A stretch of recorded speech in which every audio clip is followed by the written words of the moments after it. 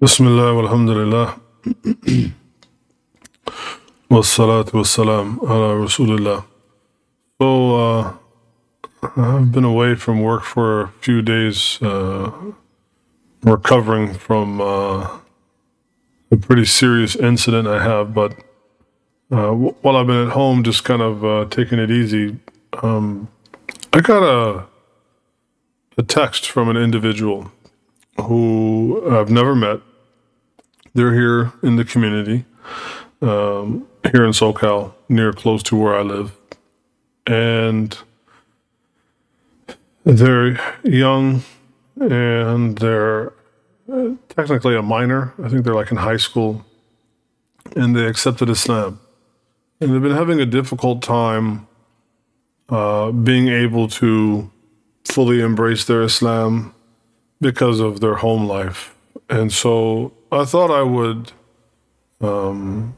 briefly touch upon the need to remember to really try to provide services in our community for converts. I kind of get the feeling that for the most part, converts are kind of looked upon as some sort of oddity. And even that term convert, like people will still refer to me after nearly 35 years of having been a Muslim as a convert, which I suppose is true from some sort of technical point of view. But we need to do more than just asking people, why did you accept Islam? Again, I know I'm repeating myself, but I find this line of questioning as exasperating as it is ridiculous. People accept Islam because, one, Allah guides whom He pleases, ila sirat al-mustaqim, to the straight path. People accept Islam because it's the truth. And I find these kinds of questioning from those who were born Muslim to be just absolutely ludicrous and also quite patronizing. Because what happens is a lot of people that become Muslim are left in the lurch, or in perhaps more accurately, they are left in a kind of feedback loop in which they are always permanently in a state of becoming Muslim.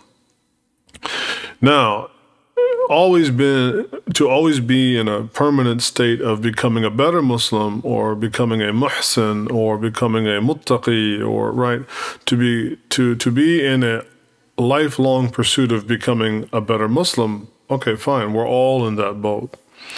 But what I find is through this obsession about an event, becoming Muslim, detracts from the longer, broader, and more important journey of, becoming a better Muslim.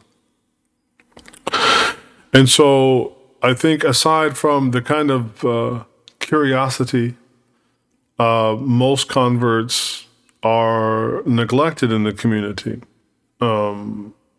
I feel, like in this person's case, obviously their situation is perhaps a bit exceptional. So I also thought I would just kind of leave some, like, how did I handle that situation? I don't know this person. They said that they're still living at home with their parents, like a high school student.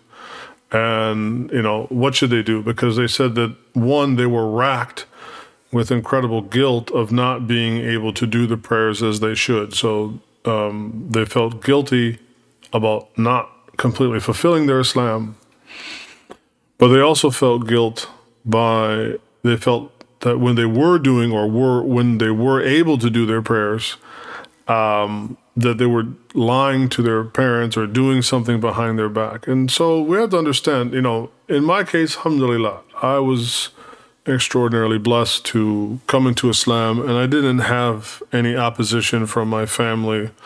And so it was that was it. I became Muslim, and, here I am, all these years later. But I did have several friends that did face a lot of opposition, right? So we need to do more than patronize people and want to hear their conversion story. I recently had somebody ask me that, brother, why did you become a Muslim? I said, I'll tell you what, if you tell me why you've remained a Muslim, despite the fact that you were born right in a Muslim family, if you can give me some good reasons why you've remained a Muslim, I might consider telling you my conversion story. But I probably still won't, because I'm tired of this ridiculous obsession, as if, you're like some kind of circus freak. And so I told them, one, that there was no need for guilt. Right? I said that one shouldn't feel guilty for obeying Allah. Now, I'm not saying that your feelings of, I'm not dismissing your feelings, but just to be clear, there's no guilt for worshiping Allah. Of course, it can be difficult and trying, and nobody likes doing anything behind anybody's back, especially when you're dealing with like your parents or something. That being said, Allah is the architect of our affairs, huwa mudabbirul amr, and therefore Allah Ta'ala may put you in a situation where to fulfill what is due to Him is difficult, to be close to Him is difficult, because He wants to see the sincerity in your worship. And therefore, you have to embrace the arduous part of that. And, so I extended them some advice. I said that, the middle ground community is there for you, should you need that support. Obviously, it's a tricky piece to negotiate because you're dealing with somebody that is, technically a minor.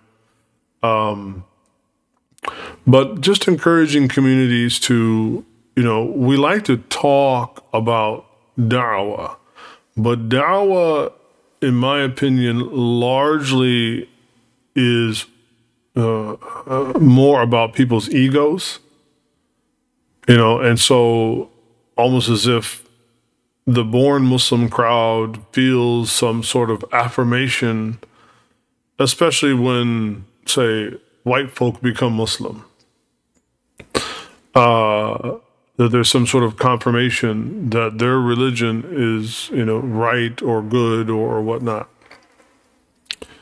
And so, try, if you can, to be on a first-name basis with those people in your community. Of course, don't smother them.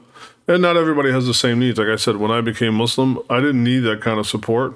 Alhamdulillah. I didn't have that issue with my parents or my family or anything else. But just be aware of this, to stop patronizing people by asking them for their conversion story. In this case, the person doesn't need to be asked about their conversion story. They need to be asked, how can we help you? Like, how can we, what are your needs and how can we serve them? And if possible, try to connect them with other people that have also made that journey. Even though I didn't have the exact same experience, I do know more intimately what that is like. And so, try to make the effort. At Middle Ground, we made a special iftar every Thursday to encourage, converts to come out, or anybody that was new to Islam, to come out. And so, we need to do more than just ask people their conversion story. We need to really, really address people's, needs. That being said, if you're going to become a Muslim, then you have to be prepared to fight and struggle for what you believe in. Because, one, إِنَّهُ لَكُمْ عَدُوٌّ مُبِينٌ. Shaitan, of course, will be the most displeased, as displeased as you think your parents are that you became a Muslim. I can assure you that Shaitan, Iblis, is even more disappointed and more upset. And so he will come and whisper to you in an attempt to demoralize you and attempt to drive you away, as he promised to Allah Ta'ala that he would attempt to do so, إِلَّا عِبَادِكَ الْمُخْلِصِينَ, except for your sincere worshipers.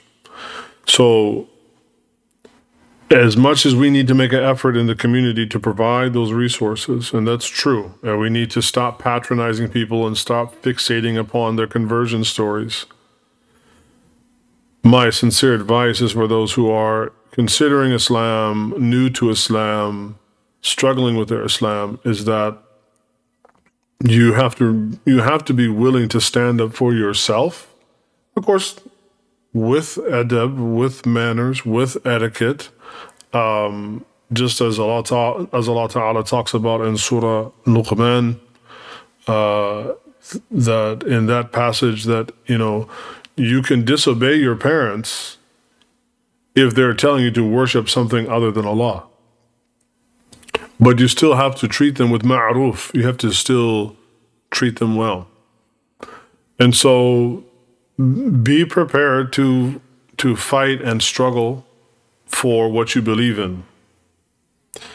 Don't allow imposter syndrome to demoralize you or to put you off the path. One thing the person spoke about is that, they have a hard time going to the masjid to do their prayers because they're new in Islam, and, doing the prayers, even when he or she is able to sneak and do it by themselves in the house, they don't know Arabic very well, and they haven't learned the prayer very well. And so then they become even more demoralized because they feel that they're not doing their Islam right.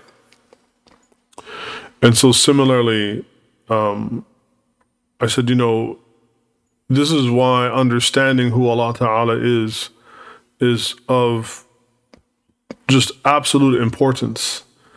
And of course, his names and his attributes, asma'hu al-husna wa sifat, his beautiful names and attributes is key to that. And so I said,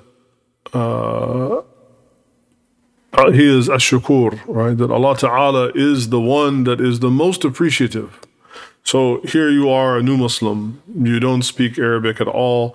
You're maybe stumbling or tumbling through, stumbling and tumbling through the, trying to just say the prayer accurately. Allah Ta'ala will be of the utmost he will have the utmost appreciation for that commitment and that struggle. And so it's like people that it's like take a person that's in bad physical shape and they want to get in better physical shape. But they say, oh man, I don't have the right, creatine supplement. I don't have the right pair of shoes. I don't have this. I don't have that. And so they have this imposter syndrome that they will be able to conjure up, over and over and over and over, that will demoralize them and defeat them from the most important thing, which is go work out. Right? Go work out, do something, be dedicated. Don't allow the fact that you don't have all the wonderful things to put you off the path. Wa alaikum salam. Don't allow that. In the same way, you're a brand new Muslim. Don't worry about your proficiency or lack thereof with the Arabic language, because that has its place. But the most important thing is the place that Allah Ta'ala has in your heart and in your life. And so don't allow those things to put you off, and don't become a victim of your own self-sabotage and of your own imposter syndrome.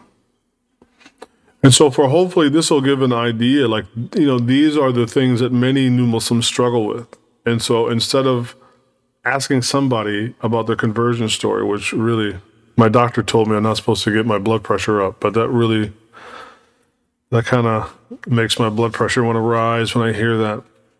We need to be thinking about coaching and encouraging and providing support for people and reminding them, إِنَّمَا الْعُسْرِ يُسْرًا. Yes, indeed. Perhaps your parents are, they're there not because, you have to think of it of like, there's many layers to this. So on the approximation level, they're your parents and they're giving you a hard time because either you've found religion and they're not religious, or you've left the family religion and found Islam. And so they're opposing you in that choice. But the higher level of that is that they themselves are merely a tool and an instrument of Allah's will. And that will is to test you in your faith. And so if you can see that, then, and you understand that, then you can love your parents. You can still worship Allah Ta'ala as He should be worshipped, alone, without partner, and doing your best to fulfill the prayers. But also understanding that, it's just not a contest of wills between you and your parents, but merely they are there as a test. And so you can still have love for them, respect for them, disobey them in the aspect of, I'm not going to worship Jesus, I'm not a Jehovah's Witness, I'm not a Buddhist, I'm not going to worship whatever, or I'm not going to be an atheist. I'm going to worship Allah Ta'ala alone in the way that the Prophet ﷺ instructed and showed us. And I'm going to smile at you and love you despite all of those, right? Despite all of those challenges. I think that's the direction our community needs to really think about if we're going to truly do da'wah. Right? We have to think about da'wah is not just simply calling people to Islam, but then being there to support them after their choice to become a Muslim, continue to encourage and reinforce that you've made the best choice that you can make. And that, like in life, there are many things that are worthwhile. Matter of fact, almost all of the worthwhile things to do will come with some obstacle and will come with some challenge. And inshallah, we encourage you to do that, and to what degree we can to support you, we do so. So maybe back in your own communities, this is something that you can think of how to actualize, inshallah. So just some words I wanted to share about that. May Allah Ta'ala bless all of you in these last 10 days and accept from all of your ibadah, and may it be a means of emancipation from the fire and a means of admittance, inshallah, to paradise. Wa salawatullahi ta'ala ala nabiyhi al-kareem wa ala alihi wa sahbihi ajma'in. Walhamdulillahi rabbil alameen.